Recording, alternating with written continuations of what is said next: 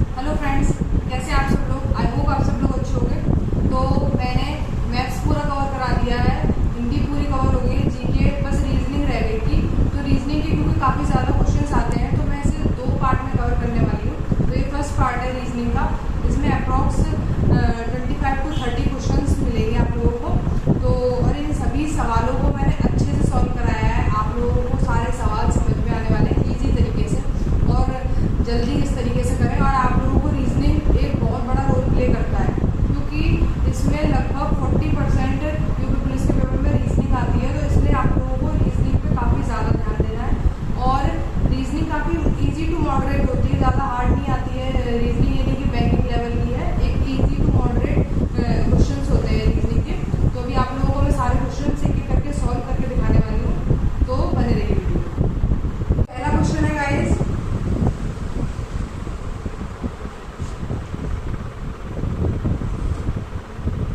C2B8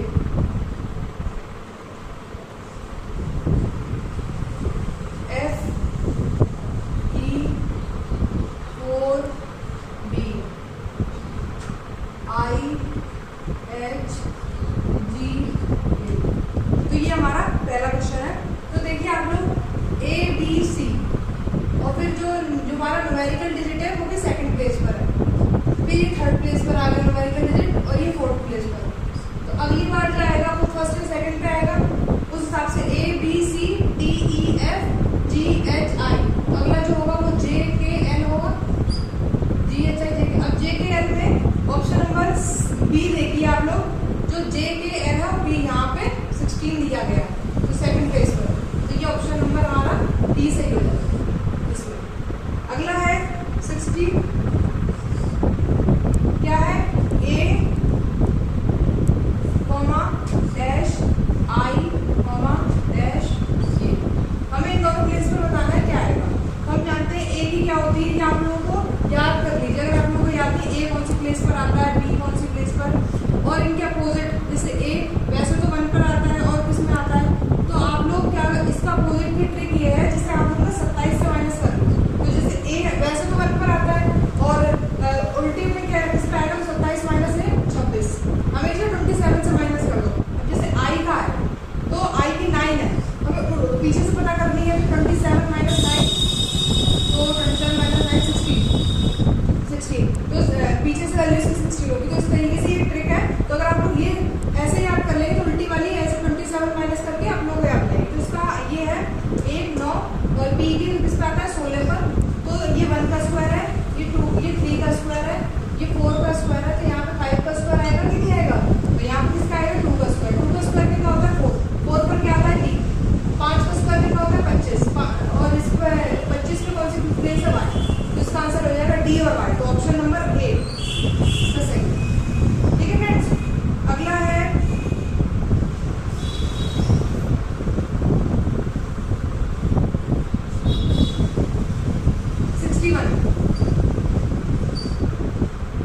X ने 15 kilometre उत्तर में 15 kilometre उत्तर की तरफ गया।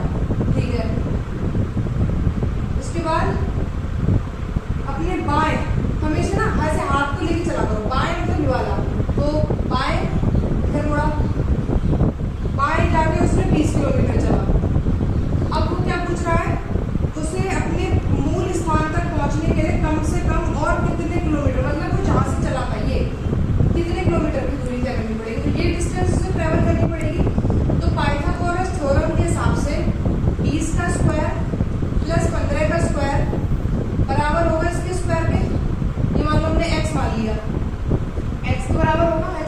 तो ये होता है पाइथागोरस थ्योरम के हिसाब से परपेंडिकुलर का स्क्वायर प्लस बेस का square is equal to hypotenuse square. हम लोगों को मालूम है। तो 20 का स्क्वायर 400, 15 का स्क्वायर 225, तो ये हो गया 625, और 625 किसका है 25 का स्क्वायर है। तो ये कितनी डिस्टेंस हो जाएगी 25। ऑप्शन नंबर डी सही है इसका।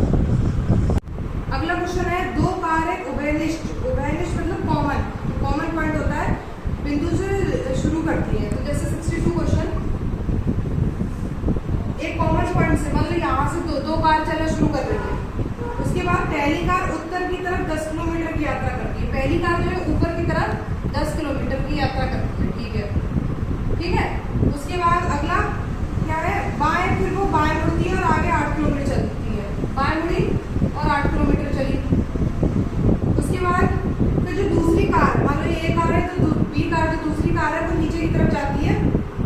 5 किलोमीटर दक्षिण की तरफ जाकर 5 किलोमीटर चलती है। उसके बाद वो अपने दाएं मुड़ती है, इसका दाएं किधर है, इधर दाएं मुड़ती है और कितना चलती है, 8 किलोमीटर चलती है। तो अब इन दोनों के बीच की दूरी बतानी है कितनी है, यहाँ से यहाँ तक की दूरी तो यही होगी, तो 10 + 5 15 किलोमीटर। ऑप्शन नंबर डी सही है इसका। अगला है ऑप्शन नंबर डी सही है। एक्स अपने शुरुआती बिंदु से 3 किलोमीटर चलता है। तो देखो डायरेक्शन वाले लगातार 3 क्वेश्चन आ चुके हैं और ये पीछे भी डायरेक्शन वाला, ये लोग 4 सवाल डायरेक्शन से आए। तो एक्स अपने शुरुआती बिंदु से 3 किलोमीटर चलता है। शुरुआती बिंदु मान लो ये है इसका शुरुआती बिंदु, यहाँ से वो 3 मान लो इस दिशा में 3 किलोमीटर चलता है। शुरुआती बिंदु से 3 किलोमीटर चलता है। वह अपने दाएं मुड़ता है और आगे 8 किलोमीटर की यात्रा करता है। दाएं किधर हो जाएगा, इसका दाएं मुड़ता है और कितना चलता है, 8 किलोमीटर। 8 किलोमीटर की यात्रा करता है। फिर वह अपने बाएं मुड़ता है और आगे चलता है। बाएं इसका किधर पड़ेगा, इधर बाएं मुड़ता है और कितना चलता है, बाएं मुड़ता है और आगे चलता है। अभी बताया नहीं है कितना चलता है, लेकिन उसे ध्यान में आता है कि वह उस दिशा से विपरीत, जैसे इस दिशा में जा रहा है, इसके विपरीत दिशा में है जिसमें उसे होना चाहिए। मतलब ये सिर्फ अपोजिट है, लेकिन अभी तो हमने इमेजिनरी बनाया भी, हमें पता ही नहीं वो किस डायरेक्शन में शुरुआत में था। तो इसमें एंड में लाइन दी है हम लोगों को, उसने पूर्व में चलकर शुरुआत की थी। तो हम लोगों का सही रहा, पूर्व में चलकर ही हम लोगों ने मान लो की शुरुआत की थी। तो अगर ये इस तरीके से डायग्राम रहेगा तो अभी ये कौन से डायरेक्शन में जा रहा है, पश्चिम में, और ये इसके विपरीत जाना है, मतलब किधर जाना है, पूर्व में, सॉरी पूर्व में जा रहा है, मतलब किधर जाना है, पश्चिम में जा रहा है। तो ऑप्शन नंबर सी सही हो जाएगा कि अभी ये पूर्व में जा रहा है तो इसको जाना किधर है, पश्चिम में, तो इसके अपोजिट डायरेक्शन पश्चिम हो जाएगी। ऑप्शन नंबर सी सही हो जाएगा। अगला क्वेश्चन है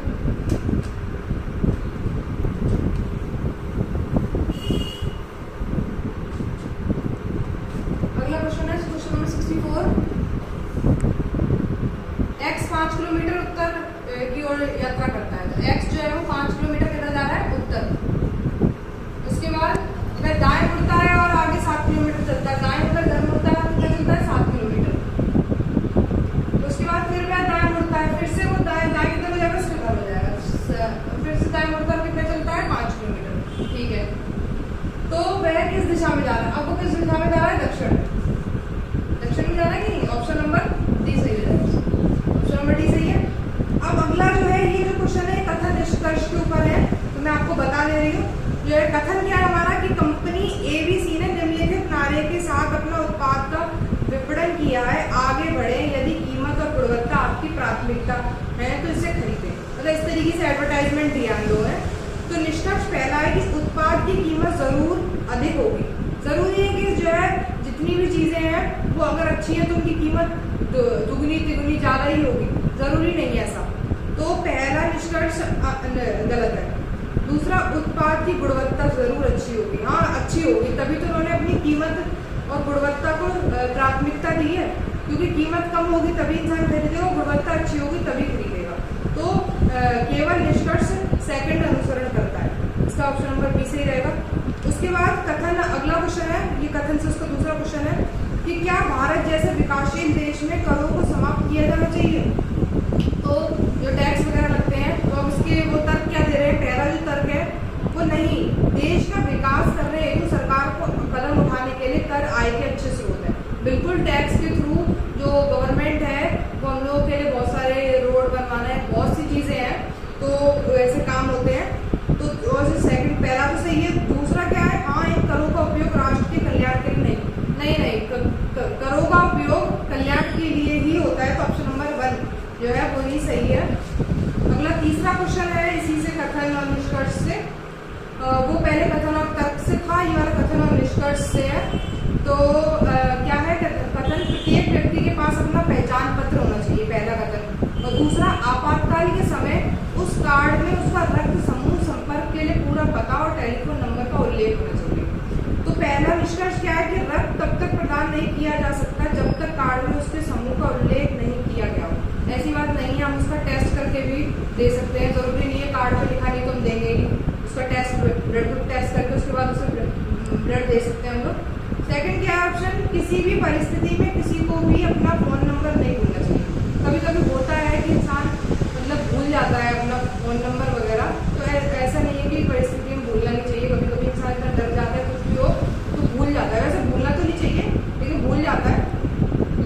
चोट घातक है तो पुलिस को इससे जानकारी की आवश्यकता यदि चोट घातक है तो पुलिस को इस जानकारी की आवश्यकता होती है। हाँ बिल्कुल, केवल निष्कर्ष 3 अनुसरण करता है कि पुलिस को इसकी जानकारी की आवश्यकता होती है।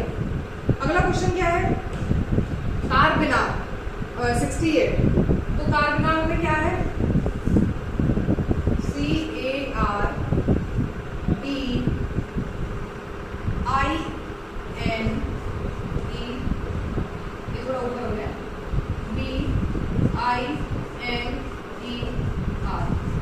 अब इससे क्या कहा है कि अक्षर से कौन सा शब्द नहीं बनेगा, तो क्रैब CRAB क्रैब भी बन गया। जो सेकंड है NIN रिपीट नहीं हुआ, अगर 2 N होते तो होता, तो ऑप्शन नंबर बी सही है इसका। ये 9 जो है नहीं बन सकता इससे। अगला क्या है, स्वर। जो स्वर मतलब वोवल कितने होते हैं, AEIOU। तो उसमें उन्होंने क्या है कि वर्णमाला को कौन सा क्रम अनुसार नहीं है, मतलब AEIOU की फॉर्म में ही होना चाहिए। तो एरियस, एरियस की स्पेलिंग में क्या है, AERIOUS। तो आप देखोगे AEIOU, सब लाइन बाय लाइन आ रहे हैं। अगला है मेटेरियस। मेटेरियस में भी MATERIOUS AEIOU है ना। उसके बाद जो अगला शब्द है इम्पेरियस IMPERIOUS। पहले ही देख लो आई आया है इसमें, फिर मतलब कोई भी फॉलो नहीं किया गया है। AEIOU जो वर्णमाला है उनको नहीं फॉलो किया गया है, क्योंकि आई के बाद ई आ गया, तो ई क्योंकि पहले आ गया, तो ऑप्शन नंबर सी सही हो जाएगा, 69 का सी। उसके बाद 70 है कि पक्षी अगर चहचहाट करते हैं तो भालू जो है वो क्या करता है, गुर्राता है। ठीक है। उसके बाद अगला है 71, डॉक्टर अगर नर्स से रिलेटेड है तो जज वकील से रिलेटेड है। अगला क्वेश्चन है 72, क्या है, PQR रिलेटेड है किससे, UTS। इन्होंने हमसे क्या कहा है कि LMN भी उसी तरीके से, जैसे ये रिलेटेड है तो LMN किससे होगा, तो PQR हम जानते हैं, PQR STU, LMNOP2R होता है ना, LMNOPQ। ऑप्शन नंबर एक कौन सा है, QPO, ऑप्शन नंबर बी। अब अगला क्या है कि जो है उस विकल्प को ज्ञात करें जो दिए गए समूह या वर्ग का सदस्य हो।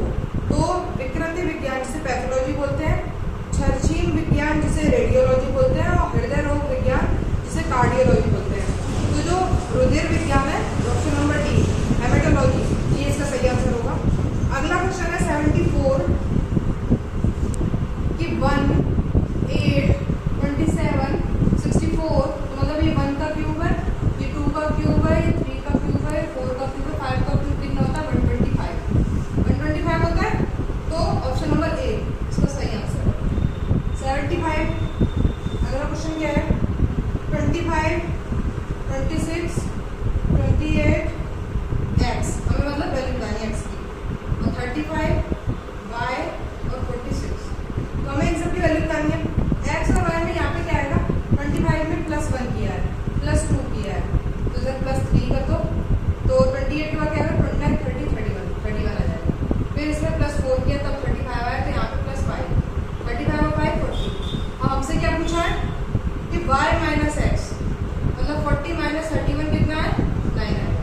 ऑप्शन नंबर सी इसका सही हो जाएगा, ऑप्शन नंबर सी होगा। उसके बाद अगला है कि 76, ये पैटर्न बेसिस है कि 32 है और 3 है। अगला है 32 है और 4 है। अगला है 32 है और 12 है। अगला है 32 है और 48 है। अगला है 32 है और 240 है। इसका मतलब यहाँ पे 2 क्वेश्चन मार्क दिए हैं हम लोगों को, तो ये जो है 32 तो होगा ही होगा, पहला तो ये होगा 32। अब दूसरा जैसे 3 4 है, फिर 4 3 या 12, ठीक है, क्योंकि देखो इसका मतलब इससे मल्टीप्लाई करना है, 4 3 या 12, 12 4 जा 48, ठीक है, और 12 नहीं 3 4 जा 12 इंटू 3 क्या है, 12 इंटू 4 किया है, और ये 48 इंटू 5 देखिए कितना आता है, 48 5 जा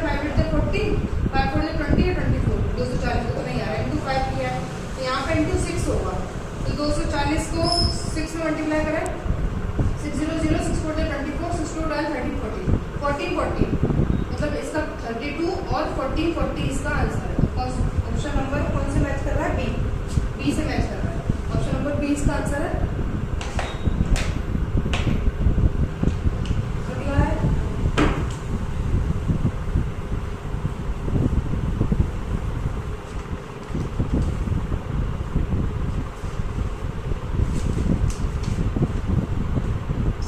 क्वेश्चन है, इसमें काउंट करना है। आप लोग देख लीजिए, देखो 1 2 3 4 5 6 7 8 9।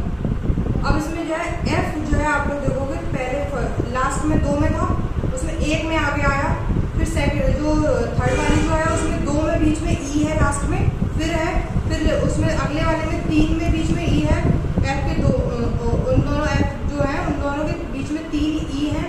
उसके बाद जो है उनमें 1 2 3 4 ई है, तो अगला वाला उसमें कितने होंगे? 5 ई होंगे। तो ऑप्शन नंबर सी मैच कर रहा है कि उसमें 5 ई है।